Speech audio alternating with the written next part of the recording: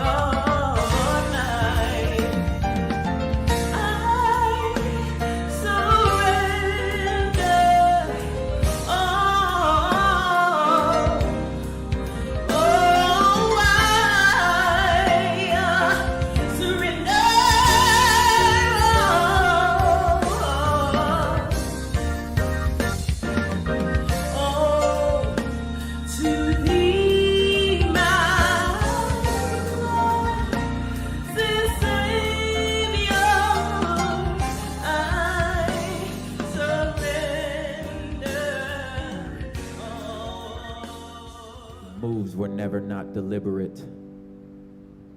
There was no uh-oh. Disaster doesn't derail destiny. Said I saw it and it was good. Good.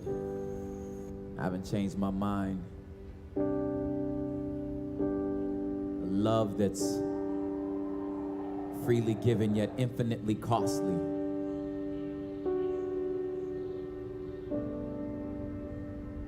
I don't fear tomorrow. Tomorrow fears me. I got so many tomorrows to give.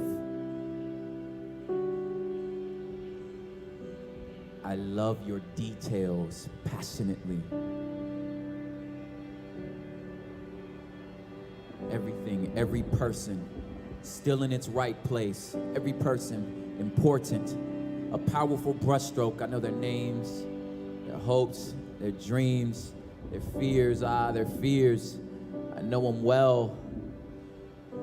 Your value doesn't depreciate. See, worth and value isn't determined by an innate quality, but by the length for which an owner would go to possess them. What is man but an experiment in an attempt to become selfless? A pitiful pit bull that seems to love his pitfalls. And if y'all are honest, we wallow in false shortness. A character kamikaze that's oddly right hardly. And to make our kingdom advance, we did a dance with Satan, the clan in the Bible, xenophobia and self-hate. And we worship how we felt and shook our fists at control in an attempt to make sense of the world through our senses. And what a mess we made. And he in heaven was waiting, aching for replacing, pacing back and forth until he split time and space. And not a situation you face could change the place you held in his heart. You were A1 from the start, and for the joy that was set before him and held him on that cross since day one. His glorious kingdom come, the living and breathing liberty bell that'll never crack. Christ, the hope of glory that took the weight of the world on his back. A love that is undeniable and perfect. Listen, I ain't never walked on water. I am not at all a know-it-all. I just know he's knowable, relatable. That's God our Father, not a judgmental tyrant writing guilty on our eyelids. But he scribbled eternity on these black hearts of ours and yours, specifically, uniquely, like single mothers in moral dilemmas. Like, God knows I want to do right, but that health care and that child care make me feel like I'm out of sight, or the laundry list of missteps that makes me feel ineligible of love and purpose. Quite the opposite is at work. Listen, I don't claim to have the answers to your pain. I just know the Son of Man was slain to say we the same, and third day raising. So we sing these songs, let you know you're loved and belong. He said I saw it and it was good, and he ain't changed his mind, and you ain't got enough failure to make that even an option. This is Christ, the hope of glory, who is most definitely alive, who is today alive, who is for sure alive. Welcome to GodinterestTV. We have arrived, Faye, at step 12. Absolutely amazing. I mean, it's been a journey. It's been a real journey. Yeah. 12 steps, 12 people, 12 stories. Absolutely amazing. On this final episode, or final ministry, or final, whatever you want to call it, we have two guests with us. Individuals that were part of our process through the 12 step. And we have the virtual guest, of course, which we have a video every week, but these were life people that gave us real stories. Ladies first, so I'll start with Sharon. And Sharon was, she was so transparent when she came. Faye, she talked about her mom, and she talked about her mom is no longer with us, and her mom's addiction, and how God allowed her and the family to rally around mom and get her to a place where, praise God, she was able to start the recovery process. And we'll talk about it a bit more as we go through. So Sharon, thanks for coming back. I know you're not feeling great today, but you look a lot better than you feel probably. Very good. So you're looking good. You're looking good. And we know it's only because of the grace of God. So we're clear on that. Also, all the way, he's being the guest that we've had from the furthest away. And I know that it's a tough time right now in Canada.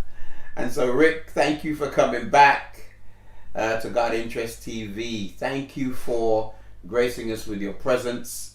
And I know that people are dying all around you in Canada. They say there's a plague of heat, and the heat is just wiping people out. Maybe after we watch the video and everything, you can tell us a little bit about what's happening over there firsthand. But we do thank you for coming back and being with us. And Rick, of course, and we'll learn a bit more if he wasn't here before about his addiction and recovery and how God has blessed him. We saw a picture, was that his wife before? Of his dear wife, and Josephine's looking at me with the side of our eyes. And they're all family. Yeah. They're all family, so that's what's really going on. But anyway, let's Faye, let me just ask you a couple questions and then we'll get into the video for today, which is Erik's story with an EK. Erik with an EK. Anyway, Faye, what has been a highlight for you as we meandered through this thing? I think all the stories carry, each person has told their story in their unique way about their addiction and their kind of movement towards recovery. Yeah. I can't say there's one story. I think the one that probably stands out was, I can't remember I can't remember which one it was, but there's so many because I have to step back. But she had it was more like an eating. Was it the one with the, she had an eating addiction, and then she started taking the meth. Yeah, that story stood out as well. And actually, there's something about Erik's story today that comes to my mind. It's like a simple story. It sounds simple. It's not simple at all. Yeah. And there was something in his story that the fact that when he went to get the drug that he was taking, he knew that it was a lot he was being given, but he was taking it. And I was thinking, what was it about that? So I think all the stories just carry something unique about the person, and I think it expresses a deep-seated pain that we carry as humans, pains that we're holding on. Why, and I think all of us have it. Why there is addictions, because there's not this is drug addiction, but there's other types of addiction, and so therefore I think that's what stands out. The fact that humanness is about addiction. One thing that stuck out for me, and you're right, it's not just one story, but in all the stories, and including Sharon's mom and even Rick, is that we are not what people say we are. And I think part of the recovery process has to be believing that. Yes, bad thoughts, bad behavior, and I can go down the list, but we're actually who God says we are. So we're not the addiction. Right. Because actually it's easy to say, I'm an addict, so therefore then you identify with the addiction. Yeah. But the addiction is something that's there. Yeah. But it's separate. It's not. Yeah. Yeah. I mean, it's real. Yeah. And it governs your life. It's dependent. You're dependent upon it. But the reality is, when you get to the point where God now becomes that higher power, that person, and I love what they say in addiction, and that is God as you know him, or as you experience him. Because it's the experience, isn't it? Yeah. So my experience with God may be different to yours, Faith. Exactly. And Sharon's may be different to Rick's, and they may be all different, but we all should have a knowledge and an experience with God, so that we believe his promises. With each step there is a promise, and that's reminding us that, you know what, we can make it, reminding us that there is recovery, reminding us that every addiction has the same root. And and I had to tell someone that today, because they were saying that porn addiction is different from drug addiction. Listen, an addiction is an addiction. It's like a cry. It's it's like your cry. It's like a cry, a need. Yes. A need. As you said, God is our identity in that when he comes to us and he shows us how much he loves us, how much he cares for us, how much we matter to him. But before then, there's all these other things, and it's like this cry, this empty space. It's like we've lost our attachment to him, and we're trying to find it in something else. And you mentioned the word need. The greatest thing I found when doing the 12 steps is my need for God.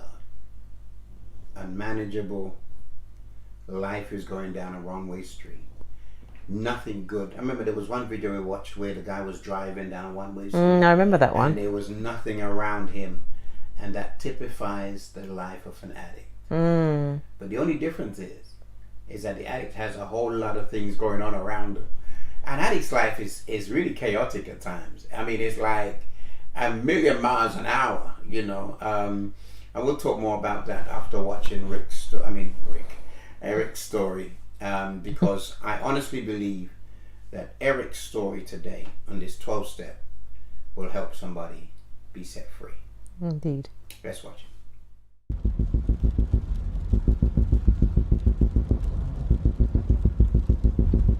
I remember driving down, going into the city, and thinking, I've never used this frequently before in my life.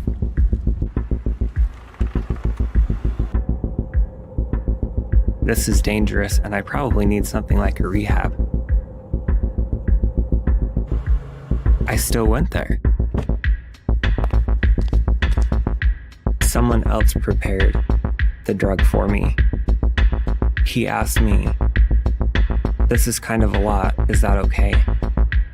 And I said yes. And I took the drug, and within seconds I was on the floor. I had an overdose, and I chose for that to happen. The aftermath of this, and I don't know all of the details because I blacked out at a certain point, but I don't know how else to explain it.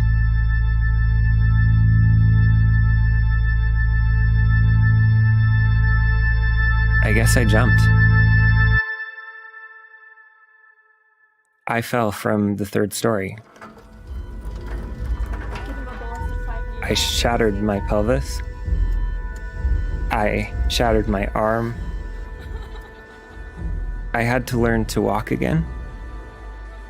In a couple of weeks, we'll undergo the 6th of 7 procedures to get my nose close to what it was before.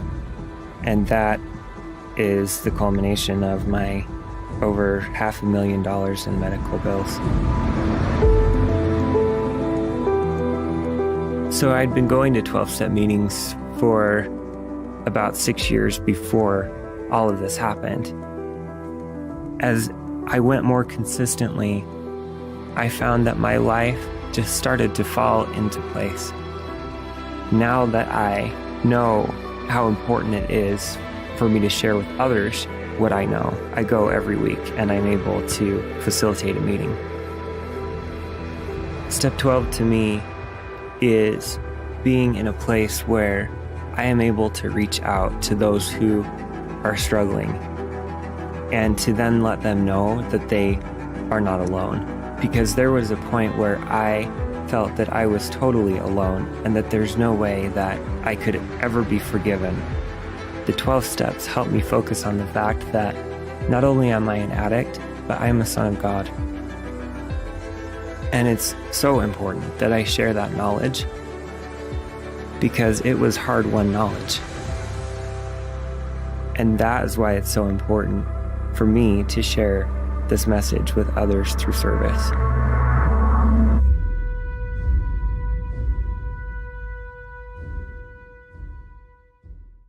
Oh, welcome back. Faye, Erik's story. Wow. Now help me unpack it. Okay, and then I'll bring in Sharon and Rick as we unpack it together. Help me unpack it. Erik's story. It starts off with a needle. And a need. And a need. Yeah. Oh, you just caught me on something. Oh, did I? Yeah. Oh, I love it. Oh, that must have been God. A needle and a need. Yeah. The two has to be one. Because the addict, Erik, probably felt the need for a needle. Yeah. Because it numbs his pain. And it numbs his way forward. It numbs everything around him. And what's interesting is the person that's making the dope tells him it's too much. It's too much, but he says, I'll have it anyway. And that's the bit that baffled me. That's why this story kind of stood out, because I was thinking, you know that it's going, there must be a sense, or maybe I'm not sure, there must be a sense that this is going to harm. Yeah. This is gonna, but he said, I'll have it anyway. Yeah. So it just shows the power of, that's why God has to break that power, the power, you know, of addiction, or the need for it. It has to be something he takes away. Yeah. It's not, as you said, the higher power takes that away. Yeah. Rick, I want to bring you in here. That power, I mean, he was dealing with a substance. You dealt with basically alcohol. Tell me a little bit about that power, Rick. Well, I dealt with everything. One of the things that stood up to me when you talked about that he wanted more. You know, the guy says, "You sure you want this much?" And he said, "Yeah, just give it to me." I never got the concept of enough. I never had enough. Okay. You know, I never had enough food. I never had enough women. I never had enough drugs or alcohol or whatever. It's just some concept that missed me. And so I always wanted more. And I mean, I could be just, I just never had enough. And I could just, that's what I felt from him. He said, "You want this? Yeah, just give it to me. It's got to be better. If one's good, a million is better, you know?" And that's kind of, that's the insanity of it. Yeah. And we have to find a power. You know, and we're on the 12th step, and I think it's important to look at that. That's reaching out and helping others. Yes. Sometimes people come into recovery and they do step 1 and step 9 and then 12. So, yeah, I'm sick, and step 9, I'm sorry, and how can I help you? Yes. And really, until you work the 12 steps, you really can't help people. Yeah. You've got to be at this 12th step. You have to have it in your life, incorporated in your life. Have that spiritual awakening that we need to be able to pass something on, or else we're just passing on what, you know, for lack of a better term, just BS, you know, just something that's just not true, you know. And so that's what I think is important about what Erik talked about. I think it's really important about this young guy. You know, he's got his life in front of him. Yeah. But he just wants more. Yeah. Yeah. And then until he hits the wall. Yeah. And then it gets back up and does it again. That's the crazy part about it. That's the insanity that we talked about earlier in the steps. Yeah. Not the insanity what we do when we're drinking or using drugs. It's the insanity that we pick up again after all the evidence that there was, and we don't really get relieved of that until we work through the full set of 12 steps. And thank you, Rick. I totally agree with you. There is that insanity. I mean, really, Faye, how could you watch what happens, realize that this thing is taking you down, it's taking away your family and friends, it's taking away your life, you're going on a downward spiral, but you continue to do it? The insanity. It's like Rick said, it's not enough isn't enough. Yeah. There's this need, maybe the need to go on for more, whatever the more is. Yeah. You know, the more where he ends up on top of a ledge. Yeah. That more. Yeah. You know. But I like the idea, and this is interesting because the first step says I'm powerless. Well, if you're powerless, then what has your power? And that's interesting. And what has your power is that thing, is that substance, that is interesting. That situation, is that, that's what has your power. Because you're given that power, that power that God gave to you, you gave it away to that thing, and now it's running your life, and you're literally running after it. What do they call it? The chase or the high, where you're chasing it, and you're always chasing it. It's almost like you're chasing your power. You want your power back, but this thing has it, and you're chasing because you feel more powerful when you use it. Without it, you almost feel like you're naked, and but you need it. You want it. It's a real serious level of insanity when you look at Erik's story. Sharon, and I hope your voice is with us. Hi. Sharon, when you look at, and I don't want to make you emotional. That's not my whole point here. But when you look at Mom and you think about Mom, the picture you sent us was of her in the military, dressed up and everything else, and what a powerful woman she was. At that time, it was an unusual thing to see in quotes, black women in the in the military. But she was there, so she had power. But you must have seen her at the point where she was powerless. Definitely. Talk to me about that.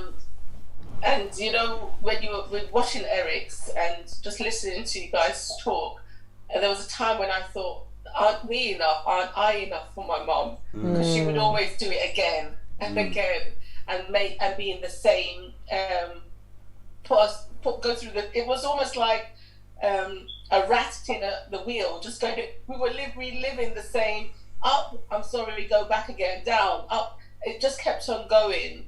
And it was also a time when I was a lot older, and I then had my children, and I had to say, I can't do this anymore, and I had to tell her that, and I think that was the breaking point. You know, it was a breaking point to me. I had enough, but I think it did something for her to help her to get the help she needed. Yeah, wonderful. And you're right. It's like that rat that's going around in this thing, and the cycle ain't breaking. It's just getting faster and faster and faster and faster. It's going round and round and round. In the 12 step, in the video, I'm jumping ahead of myself. In the video, Faye, Rick jumps out. Eric, sorry. I keep saying Rick. Similar name. Rick. Eric jumps out off the third floor. Jumps out, falls to the ground, and he's broken in pieces. Is that a metaphor for life? Isn't it? Is that what this dependency and addiction will do? It creates brokenness. It creates separation. Or let me say this: it exposes the brokenness that was already there. Because in order to get that deep in it, where Rick says enough isn't enough, that means there must have been a level of brokenness prior to that. Because it's insane. It's not normal about that, you know.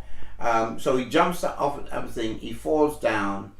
He's broken, or he's physically broken.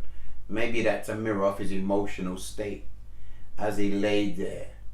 Now he goes to the hospital. I saw him with this big bandage on his nose, and I'm thinking he had about 8 surgeries. His nose was shattered. I think wow. And I was thinking when I the nose bit stood out, because I was thinking, imagine that you're not able, because smell is something that's really important to us. Sure. And I was thinking that whole thing of our senses, and all his senses must have been kind of depleted, because that's what the drug does. And the addiction. But then I thought that the ability to start smelling again, to start living again, to appreciate, that whole thing of, that brokenness. Because if your nose is kind of, it gives you, like the coronavirus, if you lose your, they say you lose your sense of smell, and everyone wants to smell. So imagine that in a way through that was kind of taken. Yeah. And I wonder if you regain that sense of, which is part of the journey, to be able to smell, to see, to appreciate, to hear, to grasp life again. Rick, he jumped off the 3rd floor. He lands broken, face broken, everything broken. In your addiction, were there times when you felt almost like you said, enough isn't enough, invincible, no matter what the consequence, I'm just gonna get through it because of the substance? Is that a normal thinking? It's just all part of the craziness. It's insane. It's hard to explain to a person that hasn't got an addiction what goes through our heads, because it doesn't make sense to anybody else. And a friend of mine, he said to me that he was walking across the Lionsgate Bridge in Vancouver, and he said he got this overwhelming feeling. He said, if I had a shred of decency in me, I'm going to jump off. I should jump off this bridge. Wow. And he said, at that moment, I knew I was safe, because I didn't have a shred of decency in me. It was an active habit. But I fell out of the 3rd floor, off the 3rd floor balcony of an apartment. Oh wow! And I hit a brush when I went down, and I just bounced bounce back up and climb back up the balconies up into and continue to party. I never nothing. A few scratches the next day, but nothing. Wow. So I believe that, you know, God comes into our life in all sorts of different times. He has a purpose for us, and sometimes, you know, a little nudge helps wake us up, and sometimes we need to get our nose smashed and your pelvic shattered and pelvis shattered and to wake up. Yeah. And sometimes all we can do is wake others people's up. Yeah. By us not surviving. Yeah. Addiction. Yeah. Yeah. And passing that message on in probably the most difficult way to family members. So yeah. You know, God bless your mother and God bless you, Sharon. Yeah. So Sharon, I mean, I don't know. Right.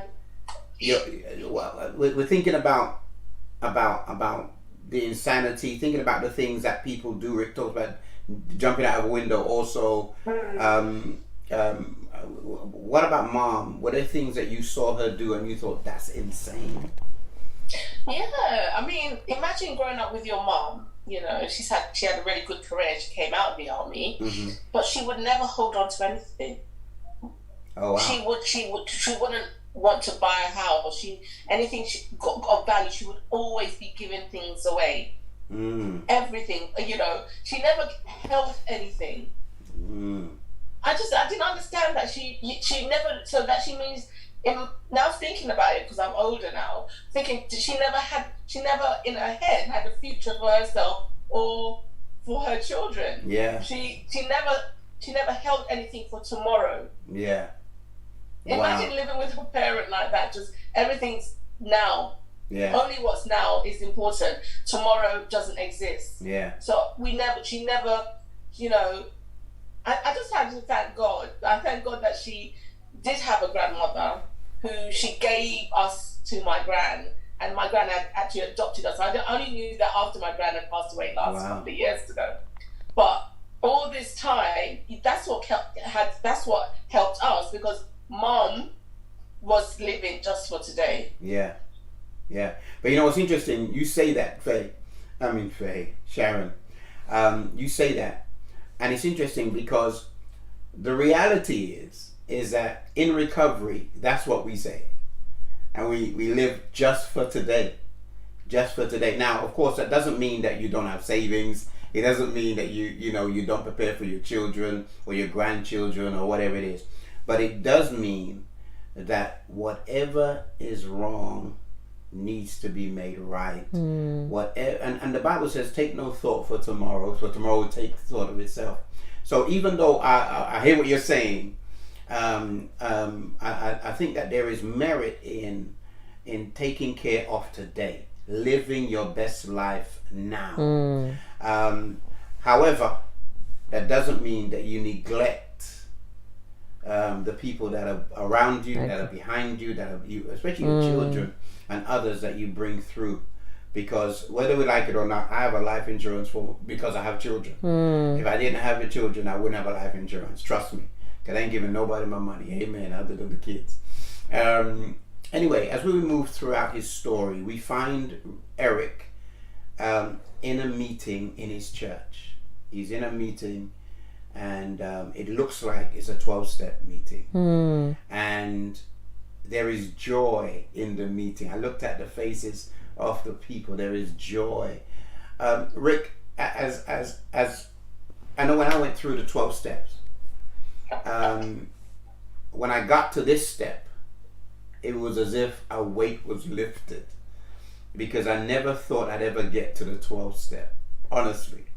Step 4 was ridiculous. Step 5, when you confess it to another human, that was outrageous. I mean, it probably took me about 9-10 months or so to get through those 2 steps. It wasn't a week by week thing, which is what I thought it was.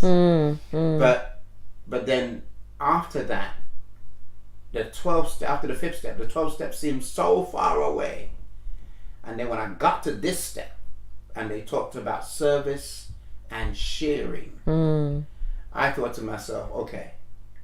And that is when I started to share and to talk and to do what we're doing now, because this is part of the 12th step, and you will never stop doing the 12th step. Never.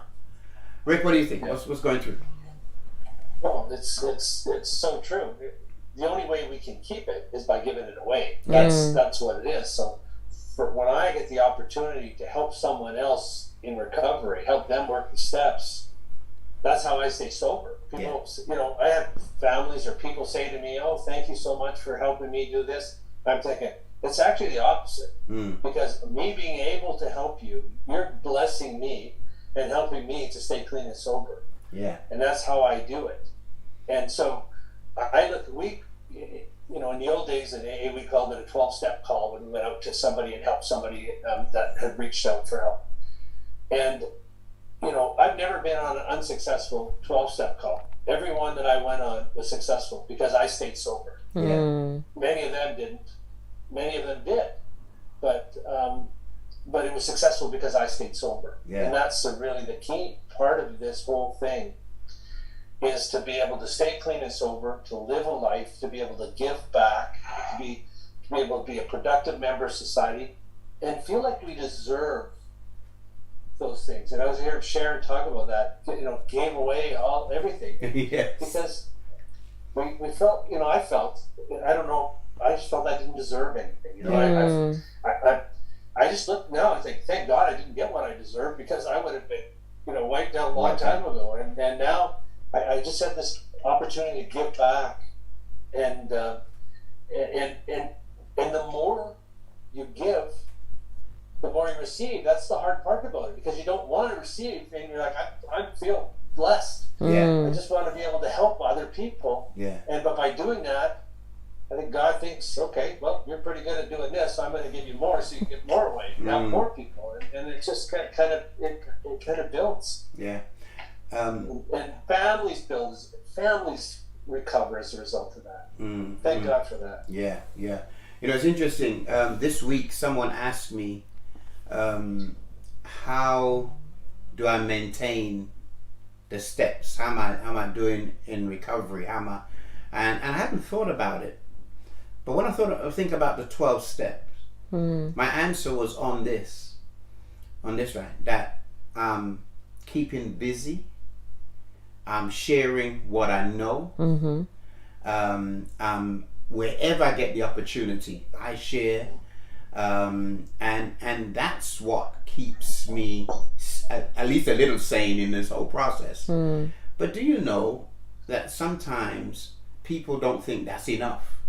They think that you got to do something great and magnificent, but sometimes it's just a simple sharing with one other person, or with a group of people, or just modeling what God has done for you through the 12 steps is enough to make someone say, you know what, stick a pin. What's going on? I want what you have. Or enough to say that I can see God moving in my life. I don't deserve it, but maybe I do, because of what God has done in my life. But I thought that was an interesting question about how one maintains recovery, and based upon the 12th step, that is, give it away. Give it away. Sharon, I know that when I first met you, I know that. When I first met you, but anyway, that you were in helping out in all of this recovery stuff, the program you ran at the church and all those things, very similar to what Erik was dealing with. Addicts were getting help at your church, and it was the first church I saw doing that kind of thing. And you had all these pamphlets, and I think I stole every single one so that I could go and give out to people about recovery and all kinds of stuff. You got involved in that. You never did a 12-step, I don't think, but you got involved in that. Was it as a result of your mom's situation, or was it as a result of you just feeling spiritually you need to help other people? Talk to me about that. I think probably both. I've always been quite spiritual, or in tune with my inner self, but also because of what I've gone through with my mom. When I heard about Hope UK, I wanted to do more. I wanted to help others. I wanted to know more. I I don't know, I wanted to be able to be of relevance to other people. And I think that's why God allowed me to be the mother of the daughter of my mother. Sometimes when I've been through very hard times at times, and then I ask God why, and He says, because I want you to help somebody else. So I believe was my journey. So I have very fond memories of my mom now. After she had been through everything and what she had overcome, to me, and she only did it with me because everyone else didn't want to know. I feel blessed that I saw her turn, make that 360-degree turn, and then closed her eyes on her birthday and said goodbye to the world. I feel blessed not just because Mom came, gave what she could, did a service to this country, and then went, but because she made me, all that journey is a part of my journey, and that's what makes me to be the ministering person that I am, and really do it with passion, because I really do care. Wonderful. Oh, John, you gonna make me shout. It's not a church meeting, I'm sorry, but that's true, man. That's true. Faith, the way that Sharon gives, and sometimes she don't have for herself, but she gives. Children doesn't always have, but she'll still give. She'll take somebody in. She'll help somebody with petrol. And I've seen that. And I just believe that is the spirit of the 12 step. It's not just saying the words. It's living the life. And you take yourself through all the steps and you get to the end. Yeah. I want to get to the end. That ability to share that gift that God's put in you. Yeah. Erik ends with an embrace. There's hugs. Have made it through the steps. But you could never outlive the steps. They must always be a part of your life. I know I was sitting in a meeting and I thought I had completed the steps. So it's like, yes, I've completed the steps. Oh no. Every single step now plays a part in your life. A part of the journey that you go on. And if you treat the 12 steps like a program, in other words, just like I get a certificate, now it's over, then you just wasted your time. These 12 steps are life-changing steps. And lived experiences.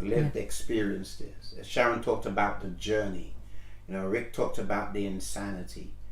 Whether we like it or not, there's a lot of people in our society who are in government all the way down to even homeless situations who are living that insanity even today. And I'm telling you, man, we have got to understand that these 12 steps are not just for people who want to say, my name is Ray and I'm an addict. No, these 12 steps, if anybody will put them into practice, will change their life.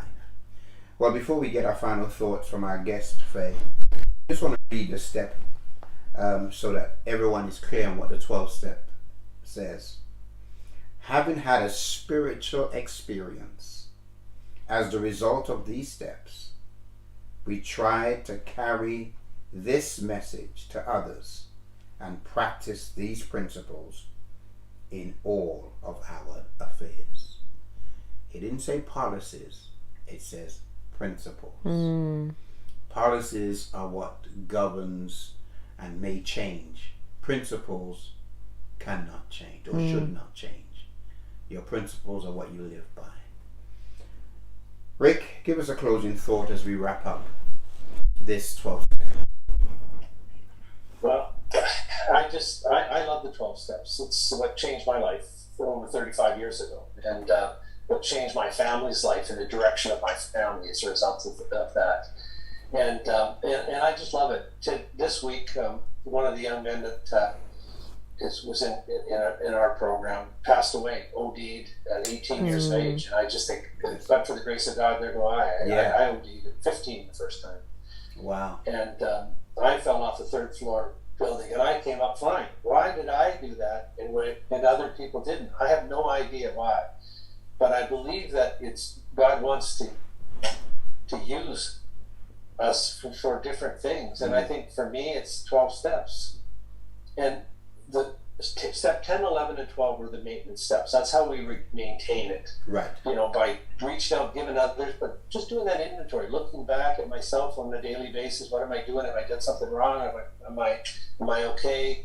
Asking for help for myself, and then reaching out and helping other people. That's the blessing of this whole thing. Yeah. I have lived 2 lives in one lifetime. I lived like an alcoholic addict and did that. I understand what it's like to be a nutcase. And then I got into recovered through those 12 steps, and I get to live this life. Yeah.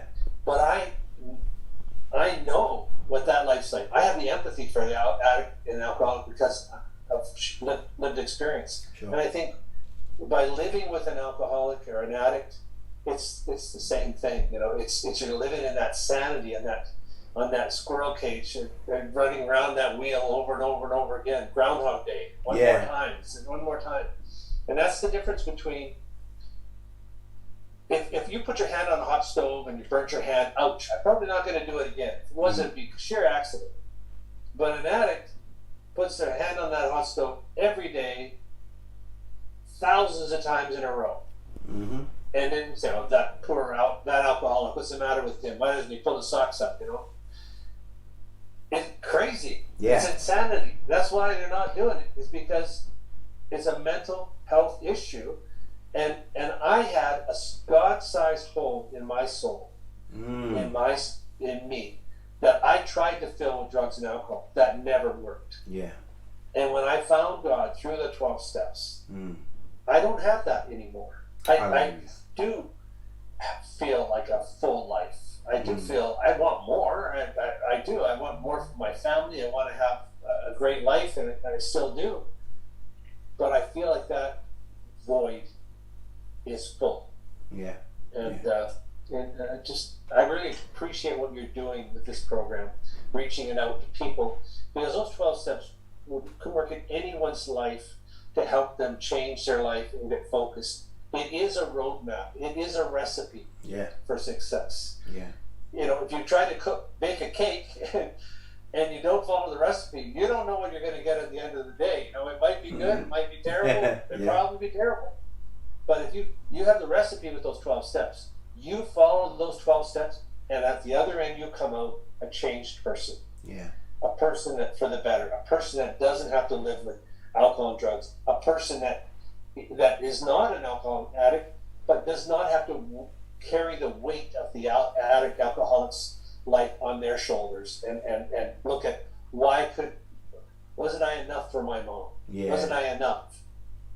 We don't have to carry that anymore because of those 12 steps, because we found that power greater than ourselves. Other people find it in different ways. Yes. But for me, I couldn't find it anywhere else. Yeah. I heard a speaker once. He was a Catholic priest. His name was Father Bill W. Mm-hmm. And he had 3 PhDs. He studied religion his whole life. Never found God. Wow. Never found God in his life. He found it through those 12 steps. Wow. That's how he found God. Had a personal relationship with God, and for him it's Jesus. And it's not here. It's not head knowledge we have to have. We don't think our way to a new way of living. The 12 steps help us live our way to a new way of thinking. Thinking, correct. And the old ideas, I can't stay clean and sober with those. Yeah. I had to have some new ideas in my head, in me, and I had to have those by finding that power greater than myself that would solve my problems for me. Yeah. And that's what I found. Yeah. It worked for me for a long time. Wonderful. Almost 13,000 days in a row. Wow. One at a time. Wow. Thank you so much for sharing that. Sharon, I want you to comment on this. The part of the 12th step tells us that we have got to carry the message to others.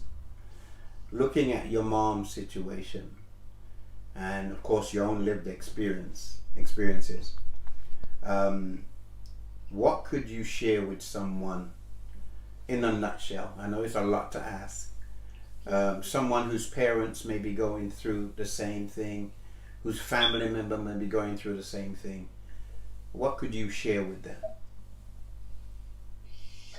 I think it's probably maybe one of the most important things I would want to share, because it's meant so much to me, is that don't stop loving them. They're sick. They need help. Yeah. And they do love you, but there's something, something fighting them. I also think don't ever think that they don't love you or you're not enough. I think when my mom was, after she did the cold turkey, and she got, in a sense, she went to rehab, I realized how much my mom loved me. But there was a time when I felt that she didn't love me. And so I would say that if whoever your loved one who is struggling, they do love you. It's just that they are hurting, and it's hard to show it. So I just want to give hope. Hope is that there's help out there. Help not just for them, but for you. I do have a question though, Ray. Sure. I can do the 12 steps? Yes, you can. Well, sign me up. And there's help. There's help even for us. Yeah. And you could do that.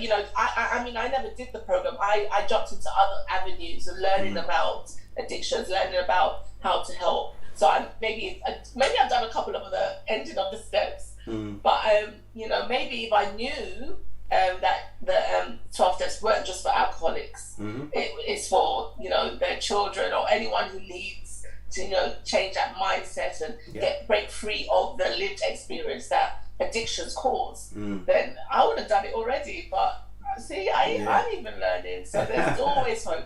As we've got one more day, we've always got hope.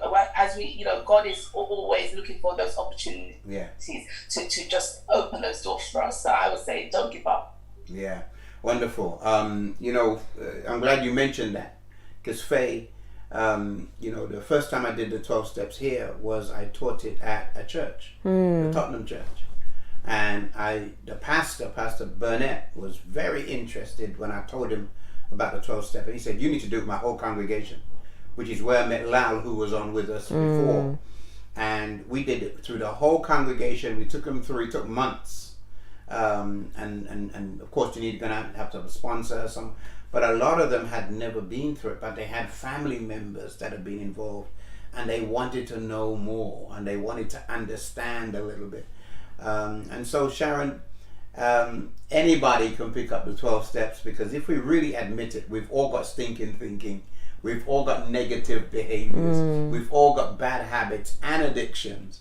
And one thing I learned, and that is the number one addictions on this planet are what we call legal addictions. Sugar. And that's sugar, sex, all those kind of things. And then you have the illegal ones, which a lot of people are tied to. Shopping, all those kind of things are involved in addiction. So whether we like it or not, whether we want to or not, everyone, I believe, should be willing. Everyone should be willing to do the 12-step program. Faith, give us a parting word before I pray. Well, it's been a journey. Yeah. I